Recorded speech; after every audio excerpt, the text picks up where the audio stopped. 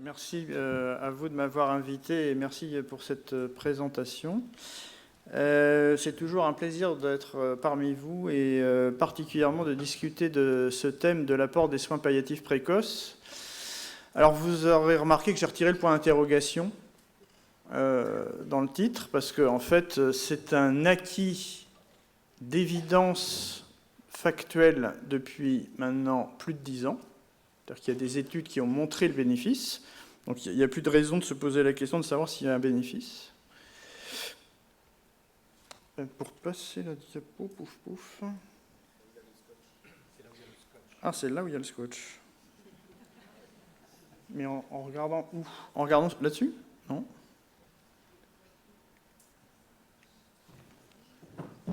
Ah voilà. Alors, d'abord, pour planter le décor, tout à l'heure on parlait de l'usage des mots, je pense que c'est très important. Le cancérologue se retrouve de fait opérationnellement en amont du médecin de soins palliatifs, au sens où le patient va généralement consulter le cancérologue précédemment. Et du coup, la manière dont le cancérologue va parler de la maladie ou la décrire va forcément influencer pas mal de choses. Et il me paraît important de s'entendre déjà sur un certain nombre de définitions, parce qu'il y a des dérives dans l'usage des mots, en particulier l'expression « soins curatifs ». Donc, il y a fondamentalement 3 situations en cancérologie, mais on pourrait dire en médecine d'ailleurs, mais moi je m'en tiens à mon champ de connaissances, donc la cancérologie, et on peut parler de soins curatifs, la palissade, quand il existe la possibilité de guérir. Ce qui veut dire qu'en fait, c'est une définition a priori. Il y a une procédure de soins dont l'application conduit à un état de guérison. On le sait à l'avance. Donc si j'ai une cystite aiguë à Escherichia coli sensible à la pénicilline, on sait à l'avance que je vais guérir. Ce qui n'exclut pas, notez qu'éventuellement je refasse une dans 2 ans. C'est-à-dire que guérir n'exclut pas de rechuter. Mais on sait avant de commencer le traitement qu'en appliquant une procédure de soins précise, je vais être dans une situation de guérison a priori, parce que c'est connu que dans cette situation, en appliquant cette procédure, on y parvient. Il y a un certain nombre de situations en cancérologie où on peut dire ça. Un malade qui a un cancer du testicule de stade 3, si on applique la chimiothérapie du cancer du testicule, il va guérir. Voilà. On le sait à l'avance. Donc on peut s'autoriser à lui dire, monsieur, vous avez un cancer du testicule, c'est important de faire le traitement. Mais en appliquant le traitement, on peut prendre le calendrier, à telle date, vous serez guéri. Voilà. Ça c'est un soin curatif. C'est pas parce que j'ai envie que le malade guérisse. J'aimerais bien qu'ils guérissent tous. C'est parce qu'il existe une procédure qui conduit à un état de guérison.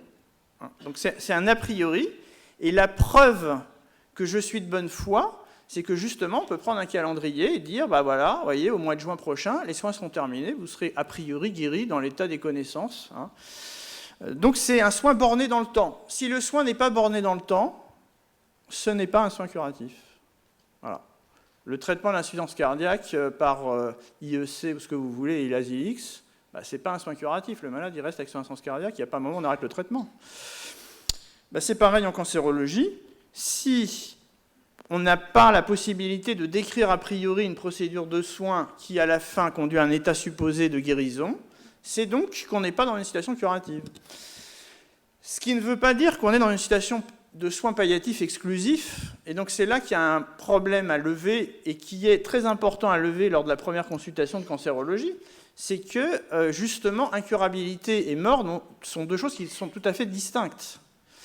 Et le progrès médical ne se traduit pas tant par une augmentation du nombre de malades guéris que par une augmentation du nombre de malades qui vont pouvoir vivre avec une maladie qui ne se guérit pas, qui eût été fatale rapidement et avec laquelle ils vont pouvoir vivre longtemps. Alors, on peut prendre l'exemple du sida. Aujourd'hui, si les patients qui ont un sida prennent leurs médicaments, ils ne meurent pas du sida. S'ils l'arrêtent, ils vont faire un sida. Le progrès médical en cancérologie au stade métastatique, donc d'une maladie avancée qui eût été fatale en quelques mois précédemment sans aucun traitement, au fur et à mesure que s'accumulent des options thérapeutiques réellement efficaces, est une maladie avec laquelle il devient possible de vivre avec. Vous voyez, donc du coup, la non-guérison n'est pas la mort imminente. La non-guérison, c'est vivre avec une maladie dont on ne va pas se débarrasser. Ce n'est pas la même chose. hein. Et ça, c'est ce qu'on a devant nous. C'est en fait ce que fait exploser le progrès médical dans tous les champs. Hein. C'est-à-dire qu'on est de plus en plus capable de prévenir des décès rapides de maladies autrement rapidement fatales, mais sans faire disparaître définitivement la maladie. Donc ça, il y a un temps dans la consultation de cancérologie qui est d'expliquer ça, que je résume par une métaphore sportive, en disant qu'autrefois, la cancérologie, c'était comme les matchs de tennis. Soit on gagne et on guérit, soit on perd, on meurt. Et maintenant, c'est plutôt comme les matchs de football, on peut aussi faire match nul. Hein. C'est-à-dire qu'on peut aussi vivre avec. Alors, c'est vrai ou pas, il ne faut pas abuser de l'expression, parce que si vivre avec, c'est pour un temps qui est relativement bref, c'est un peu un abus de langage. Mais si on parle réellement de situations où la maladie est contrôlée très durablement, oui, ça a du sens. Hein. Donc maintenant, on peut effectivement vivre plus d'une décennie avec un cancer métastatique. C'est tout à fait banal. Hein. Donc, du coup, on est dans cette situation de vivre avec. Et là, ce qui caractérise le soin, c'est qu'il n'est pas borné dans le temps. C'est dans cette situation particulière qui explose et où le cancérologue se retrouve tout seul qu'il est indispensable de faire venir les soins palliatifs précoces. On va y revenir. Et puis la troisième situation, c'est la situation où le cancérologue n'a aucun moyen de freiner l'évolution de la maladie. Vous voyez, comme si on était dans une pente et qu'on ne pouvait pas freiner la voiture. Et là, à ce moment-là, on se retrouve dans le soin palliatif exclusif, plus classique, où l'objectif va être de soulager, de faire que ça se passe mieux que si on n'était pas là, mais sans qu'on ait la possibilité de modifier l'évolution de la maladie fondamentalement. Alors en fait, les choses sont largement mêlées, parce que dans certains cas, le meilleur soin palliatif, c'est de faire une chimiothérapie. Si réellement le symptôme est lié à un effet de la maladie qui peut répondre à un traitement, eh ben, en fait, faire une radiothérapie d'une vertèbre douloureuse ou faire une chimiothérapie pour une convalescence, ça peut avoir un sens.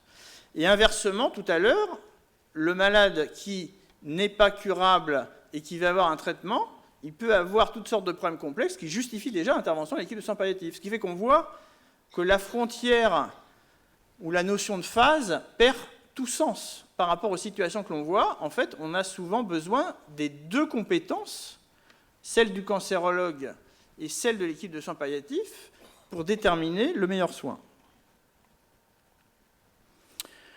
Alors, à Cochin, on a un hôpital où entre 6 000 nouveaux patients atteints de cancer par an. Le service de cancérologie se distingue par un âge médian des patients qui est assez jeune, et en particulier du fait de la pathologie sarcomateuse. On est centre de référence sarcome, on a beaucoup d'adolescents et d'adultes jeunes. Donc les premiers diagnostics sont des cancers pulmonaires et des sarcomes, et donc ça, vous voyez bien qu'au stade métastatique, ça va faire des maladies cliniquement potentiellement bruyantes, des décisions qui peuvent être dures, hein, des amputations, etc. Pour autant, systématiquement, il va être possible d'annoncer au patient le diagnostic, d'annoncer au patient l'objectif thérapeutique, c'est-à-dire un des trois que je vous ai indiqués, donc souvent qu'il n'est pas possible de guérir, mais qu'il est possible de contrôler la maladie durablement, d'évoquer l'information pronostique, et puis systématiquement d'introduire l'équipe de soins palliatifs en situation complexe à risque d'une évolution défavorable. C'est ce qu'on avait appelé le parcours Ariane. Donc c'est faisable à grande échelle, c'est faisable avec des médecins différents les uns des autres. Mais il y a des ingrédients pour y arriver. Parce qu'un des enjeux, ça va être finalement comment est-ce qu'on prend une décision dans ces histoires qui sont complexes.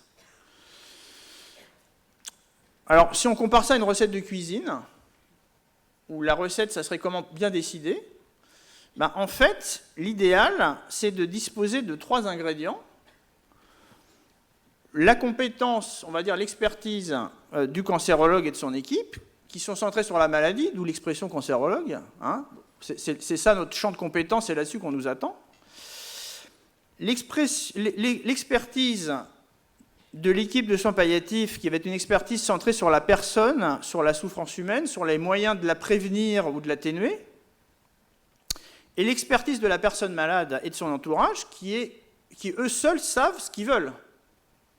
Alors vous savez qu'il y a une étude clinique où on a demandé aux cancérologues de deviner ce que voulait le malade, en partant de situations où la probabilité que la chimiothérapie marche serait de 1%, et qu'elle aurait toutes sortes des effets indésirables classiques, chute des cheveux, fatigue, perte du goût, nausée, etc.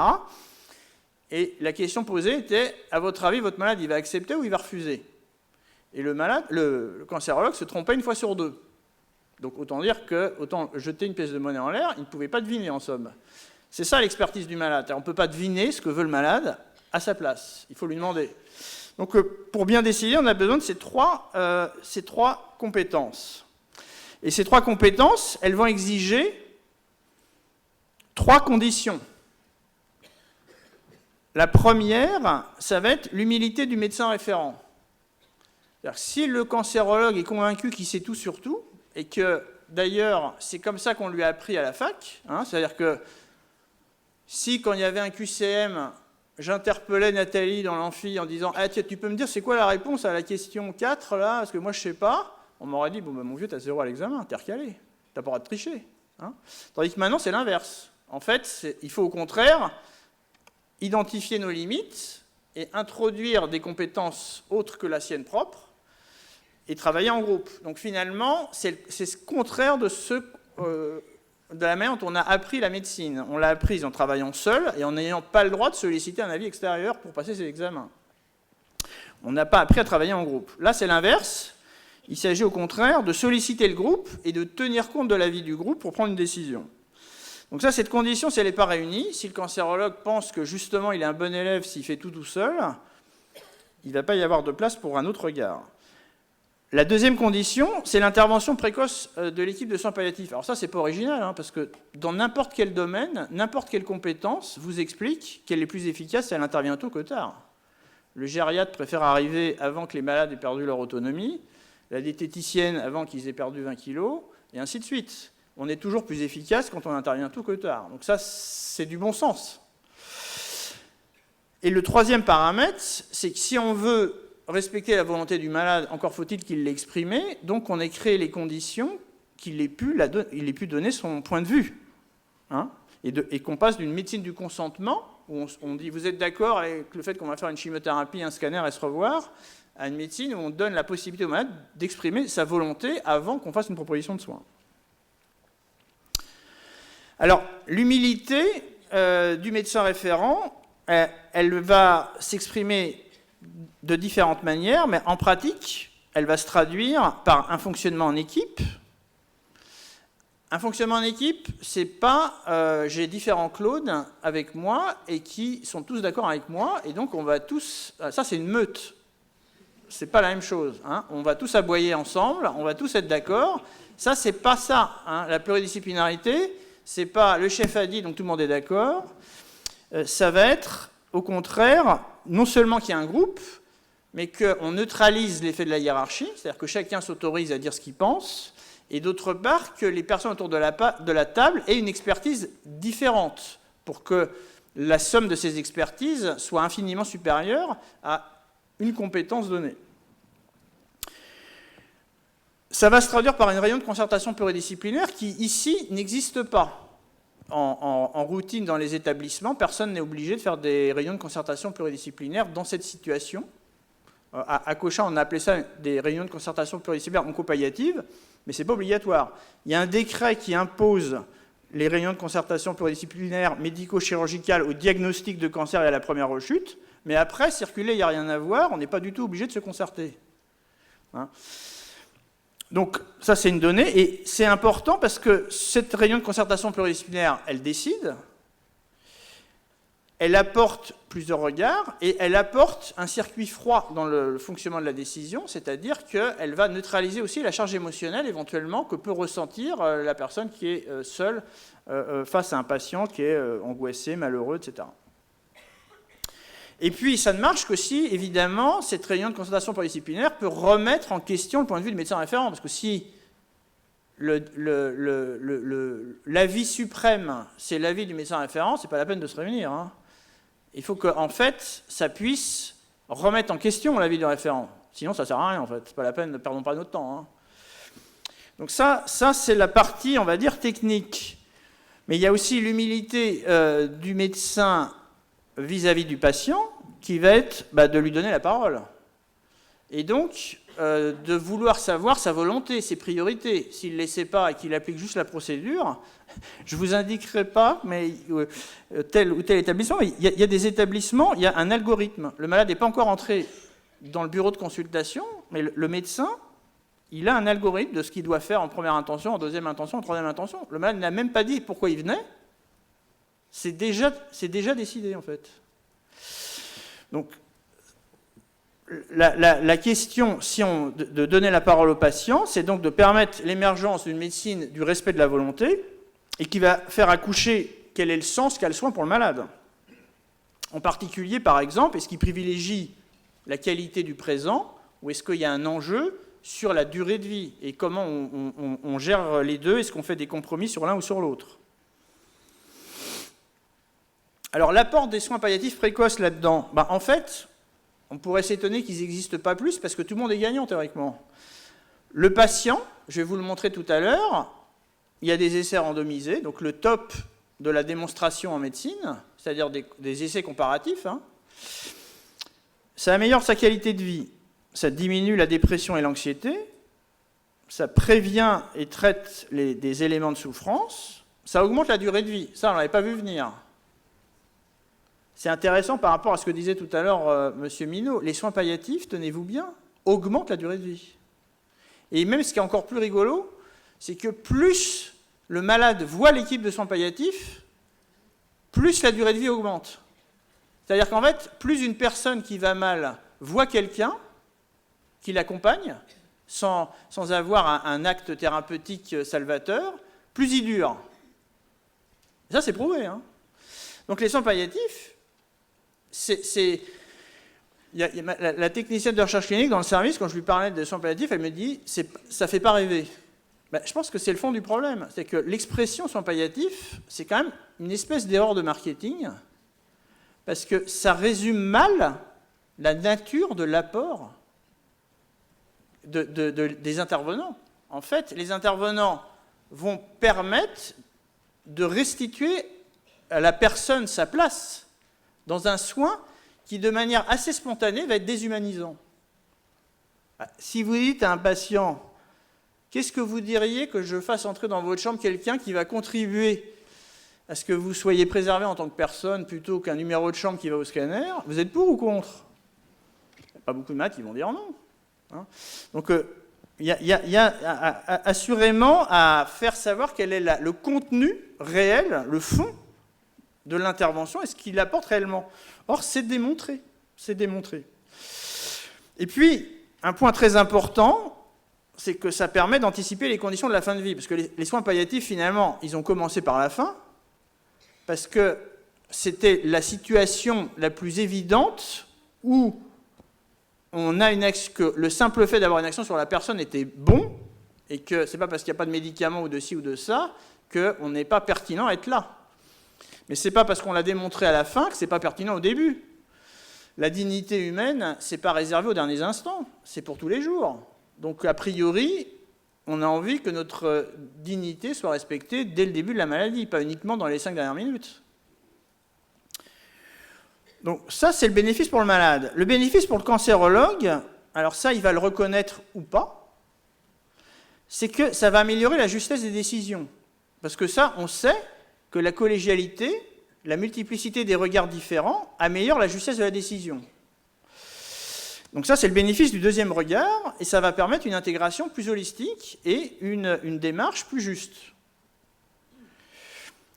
Et puis pour le médecin de soins palliatifs et l'équipe de soins palliatifs, eh bien, ça va donner du temps d'intervenir en amont. Donc plutôt que de traiter une souffrance qui peut être installée, qui peut-être est devenue réfractaire, eh bien, c'est au contraire de prévenir son apparition, c'est d'avoir le temps de créer une relation de soins, etc., etc.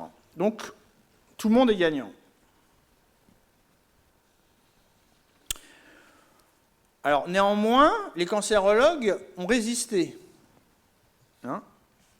Voire résistent toujours. Alors, le bénéfice, je vais peut-être passer un peu plus vite parce que j'ai peur de dépasser le temps qui m'est donné. Mais le bénéfice de la médecine palliative, à quoi ça va servir? C'est d'agir sur la souffrance humaine, pas uniquement en fin de vie, et d'être centré sur la personne et pas exclusivement sur la maladie.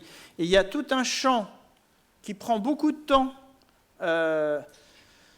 et qui demande beaucoup de savoir-faire, qui va être de discuter par anticipation, de faire émerger la volonté de la personne, de connaître ses limites, ce qu'elle fixe comme limite. Et donc tout ce respect de la personne-là, il est intéressant le plus tôt possible. Et pourquoi tôt? Alors là, les cancérologues sont d'une mauvaise foi inouïe, parce qu'en fait, nous, c'est exactement ce qui nous est arrivé.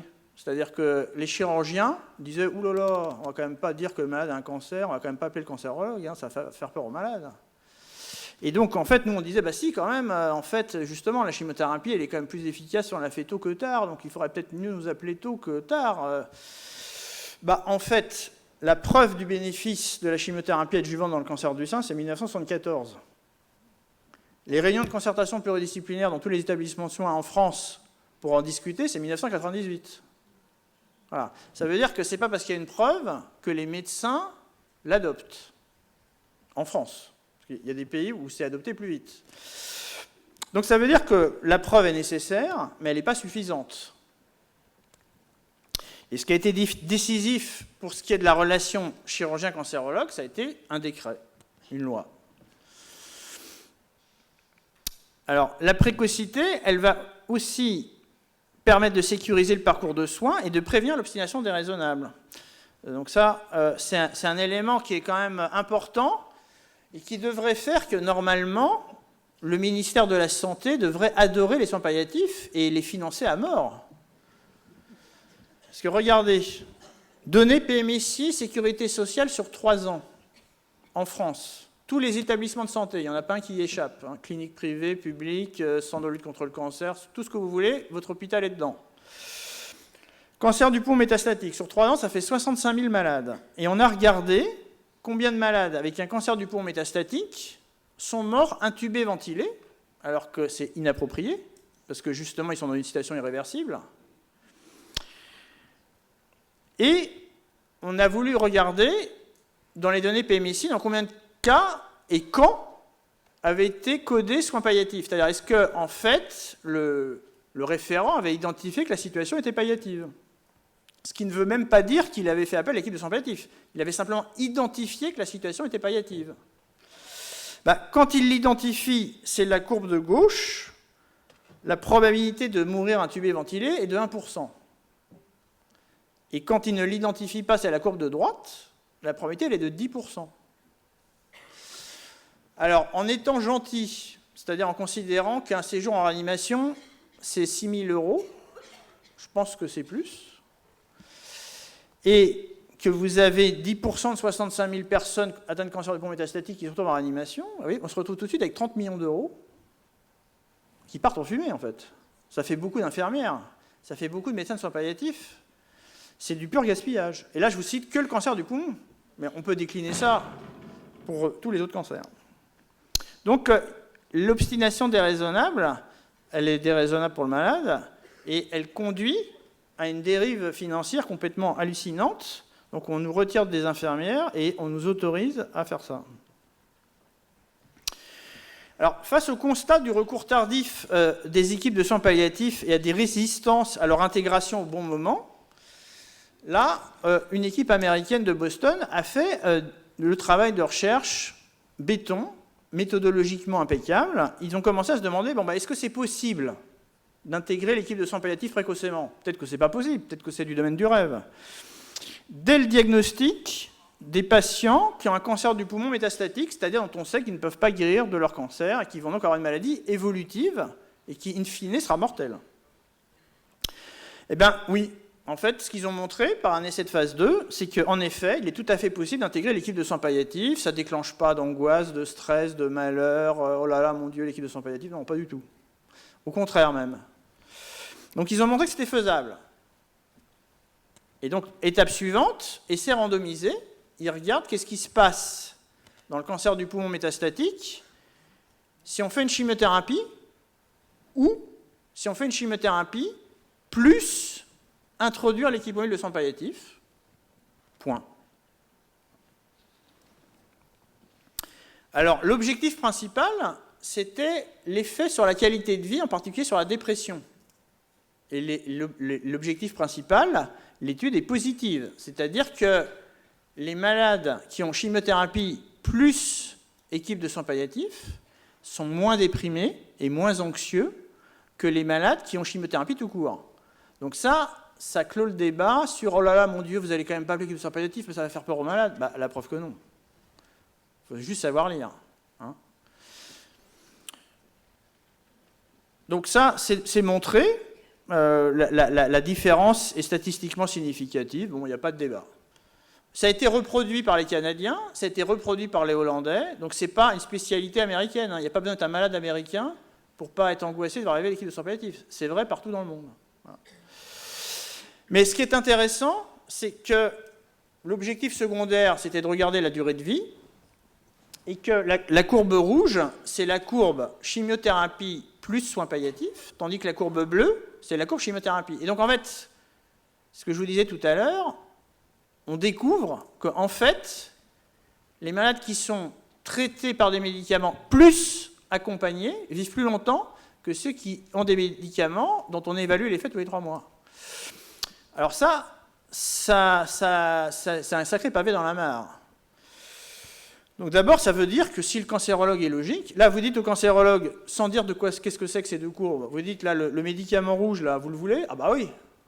Ah bah oui, il augmente la survie. Moi, je veux le médicament rouge, là. Bah, le médicament rouge, c'est l'équipe de soins palliatifs. Oh. Ah bah, vu comme ça, bah, en fait, vous voyez, les courbes à droite, c'est celles que je viens de vous montrer. Et là, vous voyez, en haut à gauche, c'est le bénéfice du pémétrexède dans le cancer du poumon métastatique, qui a conduit à l'AMM du médicament. Vous voyez la différence entre la courbe bleue et la courbe jaune? Elle ne fait pas rêver. Bah, personne ne discute. Hein. Rembourser le médicament qui coûte plusieurs milliers d'euros, il n'y a pas de débat. Les courbes se séparent, vous voyez bien. Donc, on le prend.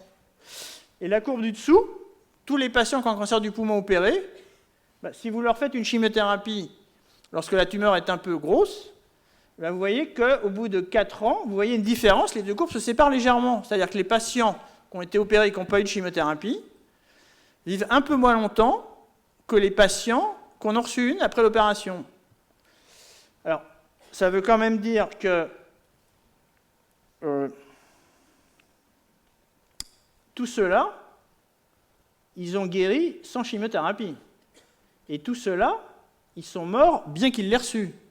Les gagnants, c'est ceux qui sont là. C'est-à-dire qu'en fait, vous avez 4% de malades qui ont tiré bénéfice de la chimiothérapie, et 96% qui n'en ont pas tiré bénéfice, soit parce qu'ils étaient déjà guéris, soit parce qu'ils ont rechuté malgré elle. Il n'y a pas de débat, les gars. Chimiothérapie for everybody. Tout le monde la reçoit. Personne ne discute. Et là, maintenant, je vous montre ces courbes-là. Vous voyez la séparation, là? Oh! Vous êtes sûr que c'est significatif? Non, mais c'est qu'un seul essai. Il faut confirmer. Puis, ce n'était pas l'objectif principal de l'étude. Alors, d'abord, vous voyez que c'est des différences qui sont quand même cliniquement notables par rapport à ce qu'on estime être des différences méritant de s'y intéresser. Donc ça, c'est déjà quand même un point à noter. Mais il y a un deuxième point qui est encore plus rare en cancérologie, c'est que les courbes, plus le temps passe, plus elles se séparent. C'est-à-dire qu'en fait, non seulement les soins palliatifs apportent quelque chose dès le départ, vous voyez, les courbes se séparent dès le début, mais plus le temps passe, plus elles se séparent. Alors là, il y a un truc. Et en fait, le truc, si on peut dire, c'est que l'équipe de soins palliatifs, le malade, il lui parle assez librement. Il ne lui parle pas exactement pareil qu'au cancérologue. Donc il lui dit, vous savez, la chimiothérapie, moi j'en ai ras-le-bol. Hein. Ça me fatigue, j'aimerais bien faire autre chose. Donc l'équipe de soins palliatifs, elle retourne voir le cancérologue, tu sais, la chimiothérapie, franchement, ton malade, il n'est pas demandeur. Hein. Du coup, il y a plus d'arrêts de chimiothérapie dans le bras rouge. Donc, en fait, le paradoxe, c'est que, contrairement à ce que nous disent les laboratoires, qui nous disent « n'arrêtez surtout jamais », en fait, ceux qui vivent le plus longtemps, c'est ceux chez qui on arrête. Pourquoi? Parce qu'il il y a un certain nombre de patients qui ne meurent pas parce qu'il y a trop de cellules cancéreuses dans un organe vital, mais qui meurent parce qu'ils perdent de l'énergie et qu'à force d'en perdre, ils finissent par plus en avoir. Donc si on perd trop de poids, qu'on devient trop fatigué, qu'on n'a plus de muscles, la chimiothérapie, non seulement elle n'est pas utile, mais elle l'aggrave. Et c'est ce qui explique que ça se sépare de plus en plus. Donc ça veut dire qu'en fait, non seulement le médecin de soins palliatifs et l'équipe de soins palliatifs apportent quelque chose par leur propre intervention directe et la réitération de celle-ci, mais en plus, ils ont un impact par le fait d'intervenir indirectement sur la décision du cancérologue. C'est énorme, ça.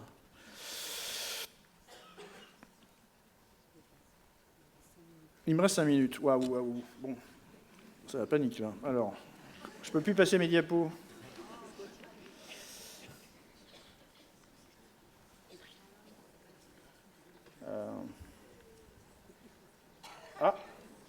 Alors, je voulais quand même vous montrer que soins palliatifs précoces, démonstration du bénéfice, c'est le Lancet, c'est l'équipe de Zimmerman.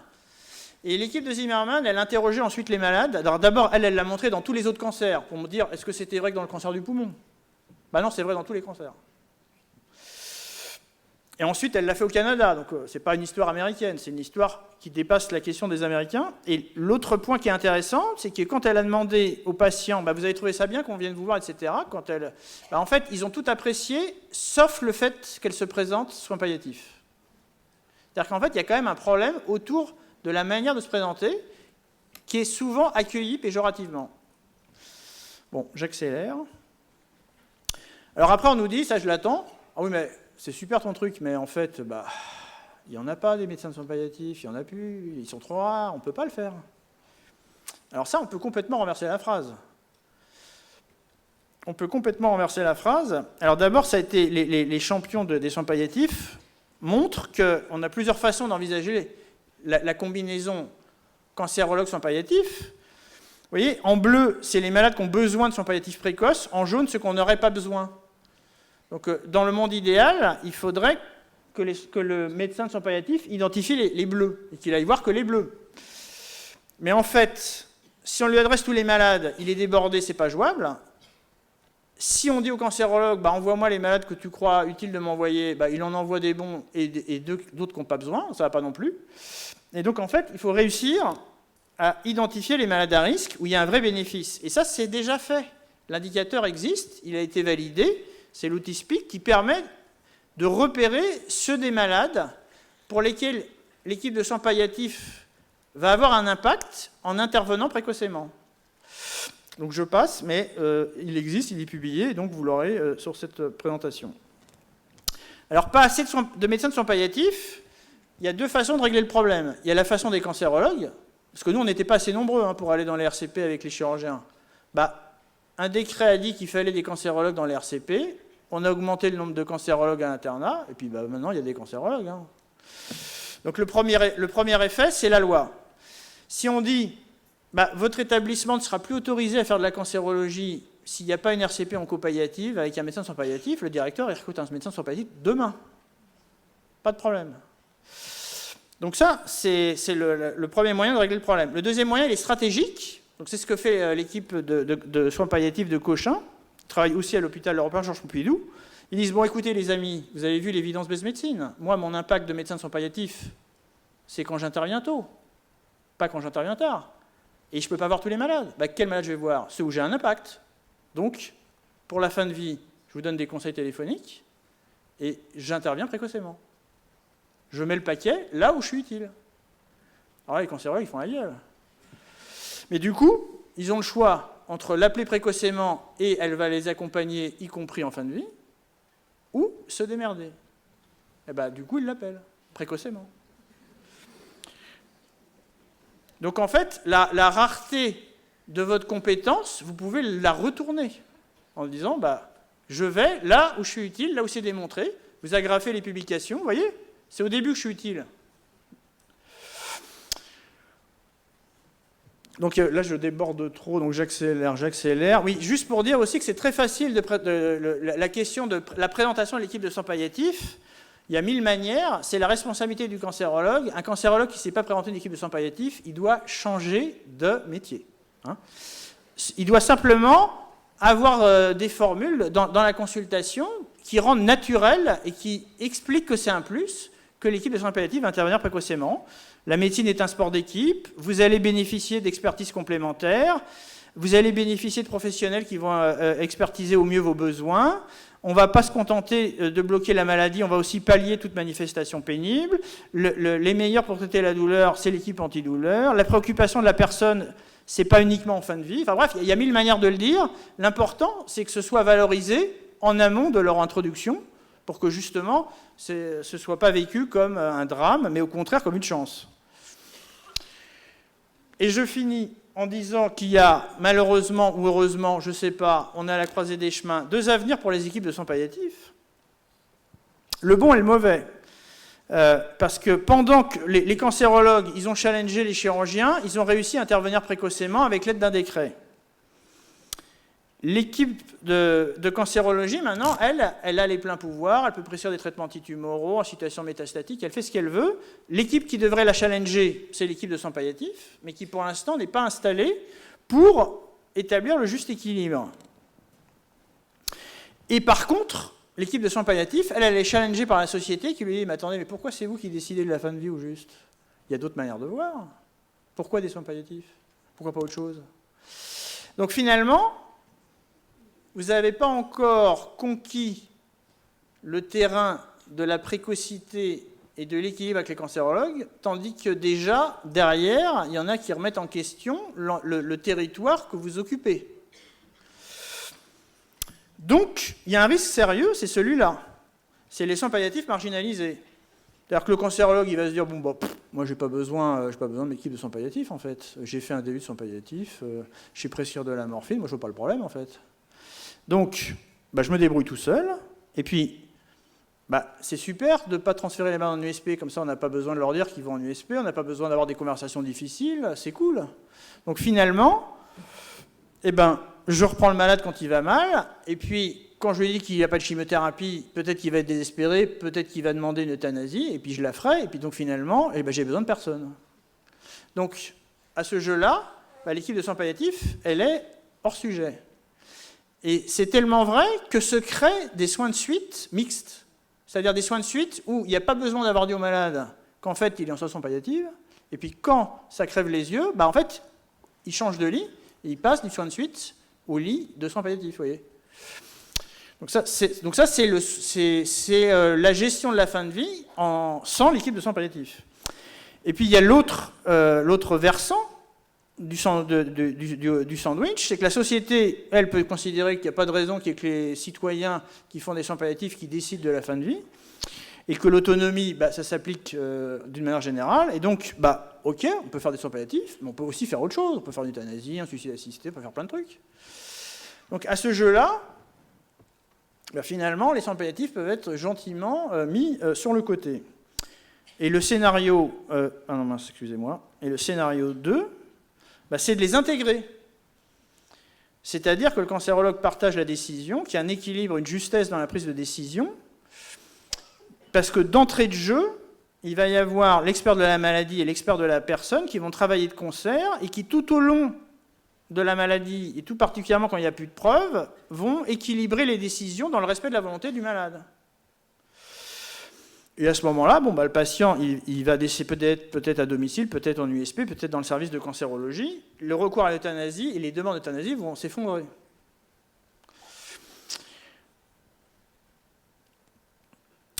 Pardon, à chaque fois je me trompe de côté. Donc finalement, en conclusion, il faut sortir le cancérologue de sa solitude en venant l'aider à prendre des décisions justes, en apportant un autre regard en situation de maladie avancée. L'accompagnement du patient dans cette situation, c'est une triangulaire et ce n'est pas un travail en solo. Et les soins palliatifs précoces intégrés ne sont pas une option. Ils ont démontré tout ce qu'il fallait pour être obligés. Et du coup, je vous propose ce modèle. Parce que ce que vous avez peut-être vu régulièrement, c'est qu'il y a les soins curatifs, et puis quand il n'y a plus les soins curatifs, il y a les soins palliatifs. Mais ça se peut pas, ça. Puisque si vous avez des soins curatifs, à la fin, vous êtes guéri. Donc c'est quoi le problème? Pourquoi il y a une autre phase? Donc ça, c'est pas possible. Donc en fait, il y a un malaise d'entrée de jeu. C'est qu'en fait, si on écrit soins curatifs et soins palliatifs, il y a un truc qui colle pas. Et il y a un autre truc qui colle pas, c'est qu'il y a un trait qui les sépare, alors qu'il s'agit de travailler ensemble. Donc moi, je vous propose, vous voyez, en fait, la première représentation, c'est celle du haut. Soins curatifs, entendez, cancérologue, il fait ce qu'il veut. Puis vous voyez, tout à la fin, soins palliatifs. Deuxième option, petit à petit, les soins palliatifs entrent dans le jeu, et vous remarquerez qu'il y a toujours un trait qui sépare bien le cancérologue et les soins palliatifs. Troisième option, on travaille d'emblée, c'est les soins palliatifs précoces, mais il y a toujours un trait qui les sépare. Et la quatrième option, celle que je vous propose, c'est une médecine personnalisée au service de la volonté du patient dès le début de la maladie. C'est des soins intégrés continus, où en fait, il n'y a pas besoin de crier sur les toits si on est cancérologue ou médecin de soins palliatifs, parce qu'on travaille ensemble. Et à ce moment-là, il n'y a pas non plus de trait qui nous sépare. On est ensemble du début à la fin. Voilà, je vous remercie.